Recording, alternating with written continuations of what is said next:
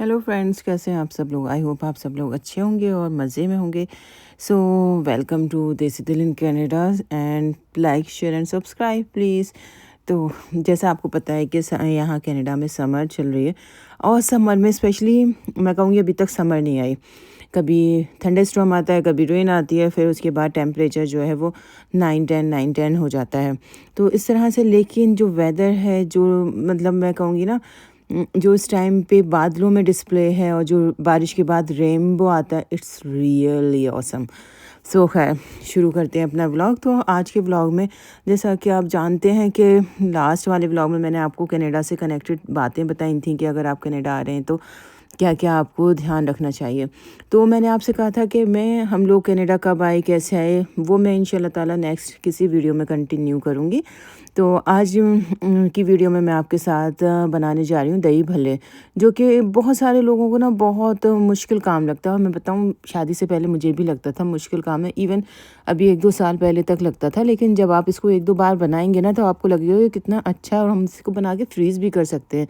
तो इसके लिए सिंपल आपको लेनी है सफ़ेद जो उड़द की दाल होती है वो, उसको आप 2-3 घंटे भिगो के रख दें या फिर आप उसको ओवरनाइट सोक भी कर दें तो ज़्यादा अच्छा है। उसके बाद आपको उसे बहुत अच्छे से वॉश करना है। इवन आपको जब तक वाइट पानी आता रहे ना, आपको जब तक उसको क्लीन करते रहना है, जब तक ट्रांसपेरेंट वाटर ना आने लगे। इस लिमिट तक आपको इसको वॉश करना है। उसके बाद उसे वॉश करके आप एक मिक्सी का जार लें, उसमें आप दाल को रखें, उसमें 2 या 3 हरी मिर्च जो भी आप अपने टेस्ट के अकॉर्डिंग है वो डालें, थोड़ी सी अदरक डालें और थोड़ा सा मेथी दाना डाल के इसका एक बैटर बना लें। उसके बाद जब आपको बैटर बन जाए तो उसकी कंसिस्टेंसी थोड़ी थिक रखनी है, आपको बिल्कुल थिन नहीं कर देनी। उसके बाद बैटर को आप किसी एक बर्तन में निकाल लें और फिर उसमें आपको सॉल्ट ऐड करना है, थोड़ी सी हींग ऐड करनी है। और इसका जो मेन जो मैं कहूँगी ना जो टिप होती है वो ये है कि आपको बैटर को खूब अच्छे से इतना फेंटना है ना कि जब आप इसका फ्लोटिंग टेस्ट करें तो पास हो जाए। तो इस तरह से आप एक बोल में पानी लें तो जो आपका बैटर है ना वो ऊपर सिंक करने लगेगा। तो इसका मतलब है कि आपका जो प्रोसेस है वो पूरा हो चुका। मैं जब भी दही भल्ले बनाती हूँ तो मैं थोड़े से इसको फ्रीज़ कर लेती हूँ, थोड़ा सा यूज़ कर लेती हूँ, क्योंकि हम 2 लोग हैं तो इतने ज़्यादा खाए नहीं जाते और बच्चों का आपको पता है कि मूड पे डिपेंड करता है। और उसके बाद जब आप इसको फ्राई करें ना, जो गरम गरम होते हैं, आप इसको ऐसे ही खाएं बिना किसी सॉस और दही के तो भी ये यमी लगते हैं। उसके बाद आपको पैन में नॉर्मली ऑयल ले लेना है। ऑयल जब अच्छे से गर्म हो जाए तो आप अपने फ्लेम को मीडियम कर दें। उसके बाद ये आपको जो भी आप साइज़ या शेप रखना चाहें वो आप इसको स्पून की हेल्प से भी कर सकते हैं या अपने हाथों से। और इसमें जब भी आप अगर हाथों से कर रहे हैं तो अपने साथ एक बोल रखें, ताकि जो आप अपने जो हाथ आपके बार बार जो इसमें आ रहे हैं तो हाथ थोड़े से स्लिपरी हो जाते हैं, तो फिर ये बॉल सही से नहीं बन पाती। तो आपको उसे अपने हाथ को हल्के से वॉश करना है, फिर दूसरा इस तरह से आपको भल्ला डालना है। इस तरह से ये आपको, आप चाहें तो थोड़े और बड़े बना ले सकते हैं, लेकिन मुझे ये साइज़ जो है वो ठीक लगता है, इसलिए मैं इनको इस तरह से बनाती हूँ। और इसको आपको मीडियम आंच पे फ्राई करने हैं। तो जब मैं नहीं बनाती थी ना खाना तो मुझे लगता था कि यार कितने मुश्किल काम होते हैं, कैसे सब कर लेते हैं।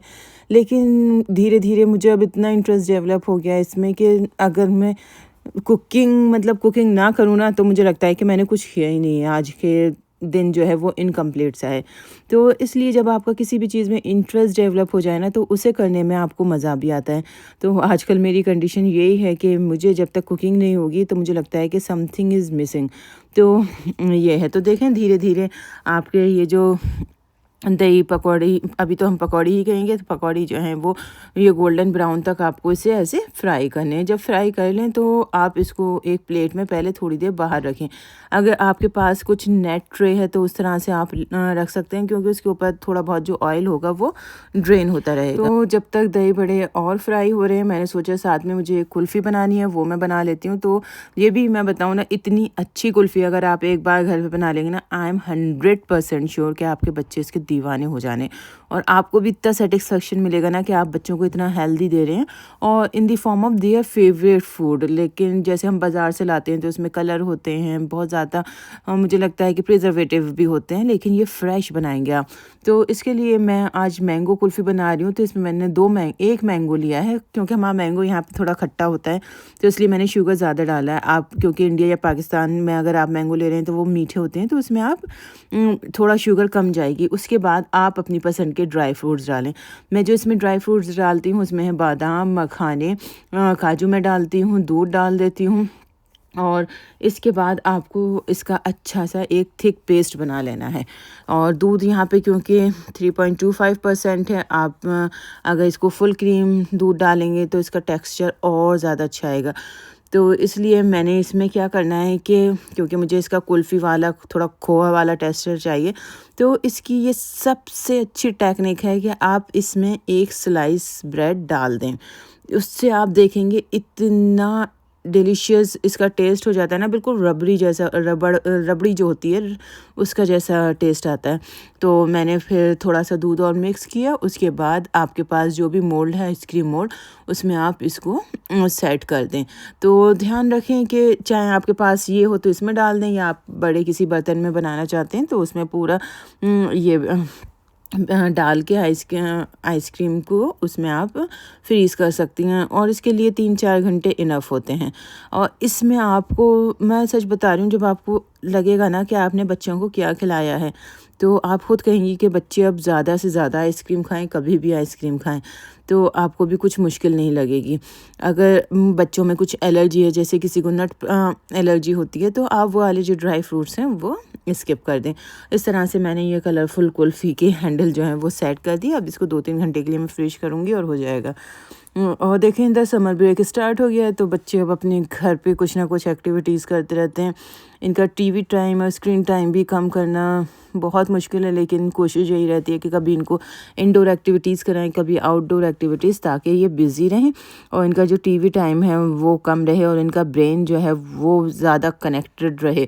मुझे लगता है जब बच्चे टीवी या स्क्रीन ज़्यादा देखते हैं ना, तो उनका ब्रेन जो है वो कुछ अपसेट हो जाता है कि उनको कोऑर्डिनेट नहीं कर पाते कि वो क्या कर रहे हैं। तो ये मैं आइसक्रीम हानिया से पूछ रही थी कैसी बनी आइसक्रीम। और बच्चों के साथ ये सबसे बड़ा टेंट्रम है कि उनको कभी भी आप कैमरे के सामने लाए ना, तो उनके कभी फेस एक्सप्रेशन, इवन फ़ोटोज़ भी आपको कभी अच्छा नहीं देंगे। मैं देखें, बातें करते करते मैंने गर्म पानी कर लिया, उसमें ये मैंने फुल्कियाँ डाल दी और उसको थोड़ी देर डालने के बाद आपको इसे अच्छे से दही में मिक्स करना है। दही में आपको थोड़ी सी शुगर ऐड करनी है और थोड़ा सा पानी भी आप ऐड कर सकते हैं, ताकि वो थोड़ी सी लिक्विडी हो जाए। उसके बाद ये दही भल्ले का मसाला है, इंशाल्लाह ताला मैं आपको फिर किसी वीडियो में अपना ये मसाला बताऊंगी। ये बहुत मज़े का बन के तैयार होता है। और ऊपर से आप ये चटनी इसके ऊपर डालें, हरी चटनी है, इसमें सिर्फ आपको हरी मिर्च, हरा धनिया, भुना हुआ ज़ीरा, लेमन, लहसुन, अदरक डाल के पीस लेना है और बहुत मज़े की बन के तैयार होती है। और ये है इमली की चटपटी चटनी, क्योंकि मुझे इमली की ना खट्टी मीठी चटनी पसंद है, सिर्फ मीठी नहीं, इसे मैं थोड़ी चटपटी करके बनाती हूँ। तो ये बहुत अच्छी बन के तैयार होती है। इसकी रेसिपी मैं आप लोग के साथ शेयर कर चुकी हूँ। आप चाहें तो पुरानी वीडियोस में जाके चेक कर सकती हैं। और ये बहुत मज़े की लगती है और इसको आप और भी डिशेस के साथ लगा के यूज़ कर सकते हैं, जैसे समोसे, नमक पारे, या फिर आप कोई भल्ला चाट, दूसरी चने की चाट बनाती हैं, उसमें बहुत मज़े के लगते हैं। और देखें, साथ ही साथ आज इतना ख़राब मौसम है कि बारिश के साथ साथ अब हेल स्टॉर्म भी होने लगे और काफ़ी बड़े बड़े साइज़ के यहाँ पे हेल्स आना स्टार्ट हो गए। और जब ऐसा मौसम हो तो बच्चे कैसे आराम से बैठ सकते हैं। अब बच्चों को भी थोड़ा सा लग रहा था कि उन्हें भी कुछ करना चाहिए, तो हानिया आ गई किचन में। अब अल्हम्दुलिल्लाह हानिया थोड़ा सा किचन में इंटरेस्ट लेने लगी हैं, लेकिन मुझे इनको थ्रू आउट असिस्ट करना पड़ता है। ये अपने लिए बना रही हैं हॉट चॉकलेट, और ये मैंने टेमू से लिया था पैन, और मैं कहूँगी बहुत अफोर्डेबल और बहुत अच्छा है। आप लोग भी इसको ट्राई कर सकते हैं। तो आज है दूसरा दिन, और दूसरे दिन देखें थोड़ा वेदर ठीक लग रहा है। तो बच्चों का जो फिर ड्यू विज़िट था, हम लोगों ने सोचा कि आज इनको ले चलते हैं हम एडमिंटन जुरासिक पार्क, और ये गिबॉन में है और हमारे घर से ये आई थिंक 30-45 मिनट्स की ड्राइव है, लेकिन इट्स वर्थ। जब आप यहाँ पे जाएंगे तो आपको फ़ील होगा कि आपने यहाँ पे आके अच्छा किया। एटलीस्ट बच्चे जो घर में बैठ के टीवी देखते हैं या फिर जो मोबाइल देखते हैं, उससे अच्छा है कि वो बाहर आएँ और नेचर को एक्सपोज करें। तो देखें, अब आ गए हैं हम लोग पार्क में, और आते ही बच्चों को देखने को मिल गई है बाउंसी कैसल। और बाउंसी कैसल या कोई भी ऐसी एक्टिविटी मिल जाए बच्चों को तो दे बिकम सुपर एक्साइटेड। सब ने अपने अपने बाउंसी कैसल पे स्पॉट बुक कर लिए और काफ़ी देर इन्होंने यहाँ पे प्ले किया। उसके बाद जुरासिक पार्क में एक्चुअली 2 ट्रेल हैं, तो हम लोग ने सोचा पहले हम फर्स्ट ट्रेल पर चलते हैं और देखते हैं कि कैसी रहती है। ज़्यादा बड़ी नहीं है ट्रेल, मैं कहूँगी कि काफ़ी सही है और यहाँ पे बहुत सारे डायनो के स्टैच्यूज़ हैं और ये स्टैच्यूज़ जो हैं वो मूवमेंट भी करते हैं, इनमें से साउंड भी आती है। लेकिन मैंने काफ़ी कोशिश करी कि मैं यहाँ पे जो है इनकी जो साउंड है वो रिकॉर्ड कर पाऊँ, बट ये पॉसिबल नहीं है क्योंकि जब आप ऐसी जगह पे हैं, पब्लिक प्लेस है, तो बहुत सारी फैमिलीज़ होती हैं, बच्चे होते हैं जो कि आवाज़ें करते हैं, एक्साइटेड होते हैं बच्चे एक्चुअली। तो इसलिए इन सारी चीज़ों को ऑडियो रिकॉर्ड करना थोड़ा मुश्किल था। ये देखें, ये है ब्लू डायनासोर। कुछ डायनासोर के अलावा यहाँ पे बहुत सारी वैरायटी थी, जैसे ये है एंट है, इसकी रेड एंट थी, ब्लैक एंट थी और इनके भी मूवमेंट हो रहे थे, इनके भी आँखें खुलती बंद होती हैं इनके और बॉडी पार्ट्स भी मूव करते थे। उसके बाद देखें यहाँ ट्रेल के दोनों साइड पे बहुत ज़्यादा ग्रीनरी थी, डिफरेंट टाइप के प्लांट्स थे, ट्रीज़ थे और इस तरह से डायनासोर की काफ़ी सारी स्पेशीज़ इन्होंने डिस्प्ले की हुई थी। और सबसे अच्छी बात ये थी कि यहाँ पे नोटिस इन्फो भी थी, तो बच्चों के लिए ये भी एक काफ़ी एक्साइटिंग पार्ट होता है कि जब वो पढ़ सकते हैं और फिर वो इन्फॉर्मेशन पढ़ के उस स्टैचू में रिलेट करते हैं और ढूंढते हैं कि इसकी जो कैरेक्टरिस्टिक, जो इसके फीचर्स यहाँ पे लिखे हैं वो इनमें रियल में हैं या नहीं। तो वो बच्चे काफ़ी यहाँ पे इंटरेस्ट ले रहे थे, चीज़ों को देख रहे थे। तो मैं क्योंकि बच्चों ने अभी ट्रेल पे वॉक स्टार्ट करी थी and they are super excited, तो अभी इनका एनर्जी लेवल बहुत ज़्यादा हाई है। हर चीज़ को इनको पढ़ना, हर चीज़ को देखना तो काफ़ी इंटरेस्टिंग है ये बच्चों के लिए। साथ में ये बहुत ज़्यादा नेचर फ्रेंडली पार्क है, यहाँ पे बहुत अच्छा लगा बच्चों को। और बीच बीच में अच्छी बात है कि ट्रेल पे बेंचेस बनी हुई हैं, जैसे बच्चे थक जाते हैं तो वो थोड़ी देर बैठ के रेस्ट कर सकते हैं। इवन बड़े भी थक जाते हैं, लेकिन बच्चों के लिए तो बहुत अच्छा सरप्राइज़ था। ये देखें, डायनासोर की फ़ाइट हो रही है फॉर अ प्रे। तो मैंने यहाँ पे थोड़ा सा साउंड जो है वो रिकॉर्ड करने की कोशिश करी। ऑल्दो आपको पीछे की बैकग्राउंड आएंगी तो उनको माइंड मत करिएगा, आप सिर्फ डायनासोर की साउंड पे ध्यान दीजिए। तो कुछ जगहों पे ऐसी साउंड थी जैसे बिल्कुल नेचुरल हो, तो काफ़ी इंटरेस्टिंग था। बच्चों तो साउंड से ही अट्रैक्ट हो जाते हैं, तो मैं आपको इनकी रियल साउंड सुनाती हूँ, देखें आप।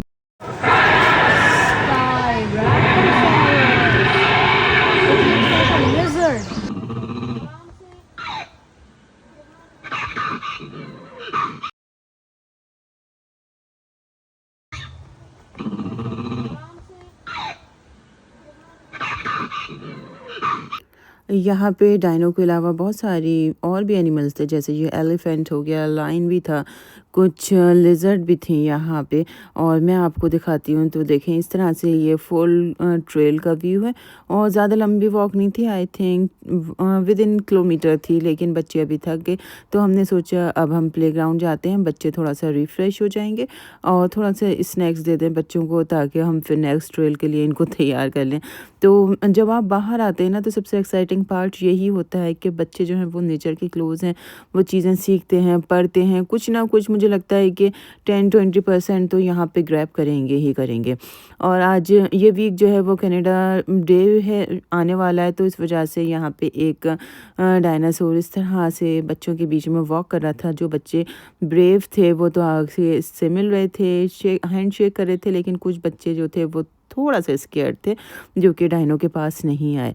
तो इस तरह से देखें, अभी हमने लिया है एक स्नैक ब्रेक और इसमें बच्चों ने ली थी आइसक्रीम और हम लोग ने कॉफ़ी। उसके बाद जब थोड़ा सा लगा कि हाँ बच्चे रिजुविनेट हो गए, तो हम दोबारा जो इसकी नेक्स्ट ट्रेल थी वहाँ पे चले गए।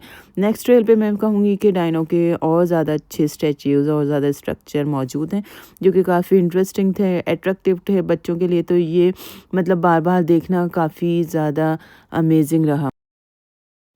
उसके बाद देखें, ये है इनका गोल्फ एरिया, यहाँ पे सारी फैमिलीज़ बच्चे वगैरह गोल्फ खेल रहे हैं और यहाँ पे भी काफ़ी डायनासोर के स्टैच्यूज़ लगे हुए हैं। तो इस तरह से काफ़ी अच्छा फ़न एक्टिविटी यहाँ पे आप बच्चों के साथ कर सकते हैं। तो यहाँ पे मैंने देखें इस वाली जगह थोड़ी सी एलोन थी, तो मैंने सोचा यहाँ पे मैं ये साउंड रिकॉर्ड करती हूँ।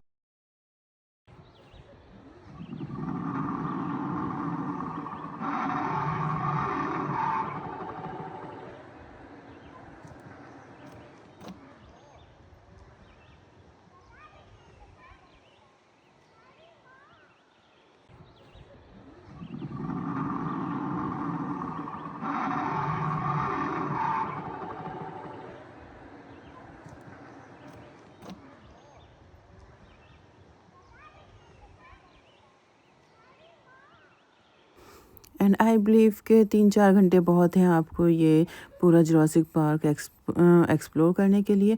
और साथ में एक इन्फॉर्मेशन ये है कि अगर आप यहाँ पे डे नाइट कैंपिंग करना चाहते हैं तो दे कॉस्ट ओनली $120 पर फैमिली, एंड उसमें वो आपको ब्रेकफास्ट भी प्रोवाइड करेंगे एंड डिनर भी प्रोवाइड करेंगे। तो देखें, ये हो गया जुरासिक पार्क का मेन गेट, जो कि मैं शुरू में कैप्चर करना भूल गई। तो ये गिबॉन में है। गिबॉन क्योंकि एडमिंटन से थोड़ा बीच में रूरल एरिया पड़ता है, कंट्री साइड है, तो कंट्री साइड पे आपको हमेशा इतने अच्छे फार्म हाउस और इतने बड़े बड़े घर देखने को मिलेंगे कि बहुत ज़्यादा अच्छा लगता है इनके घर को देख के। और घरों के सामने देखें आप, कोई भी किसी भी तरह का ट्रैश, कोई भी गंदगी नहीं मिलेगी, ऑल क्लीन। तो ये सारी चीज़ें हैं कि समर में आप, विंटर्स में आप मिस करेंगे, समर में आपको जितनी ये ग्रीनरी, जितना ब्यूटीफुल लैंड व्यू और ये लैंडस्केपिंग देखने को मिल रही है, आपको विंटर्स में सारी चीज़ें वाइट वाइट नज़र आएंगी, all convert into the white. तो ये था आज हम लोग का ट्रिप, और इसके बाद हम बस घर जा रहे हैं। घर जाके देखते हैं कि अभी शाम हुई है, रात तक बच्चे क्या करते हैं, और मैं अपने बैकयार्ड के आपको फ्लावर्स दिखाऊं जो कि कितने अच्छे से ब्लूम हुए हैं। तो देखें, रोज़ भी खिल कर आ गए हैं, तो काफ़ी अच्छे लग रहे हैं। मैंने आके सबसे पहले इन्हीं को चेक किया। तो thanks for watching my video and please like share and subscribe. And अगर आपको लगता है कि मेरी वीडियोज़ वर्थ हैं तो प्लीज़ सब्सक्राइब करें और अपने फ्रेंड्स के साथ भी शेयर करें। जब तक आप लोग अपना ख्याल रखें, इंशाल्लाह ताला नेक्स्ट व्लॉग में आपसे मुलाकात होती है। और आप लोग के समर के प्लान क्या हैं मुझसे शेयर करिए। Thanks for watching.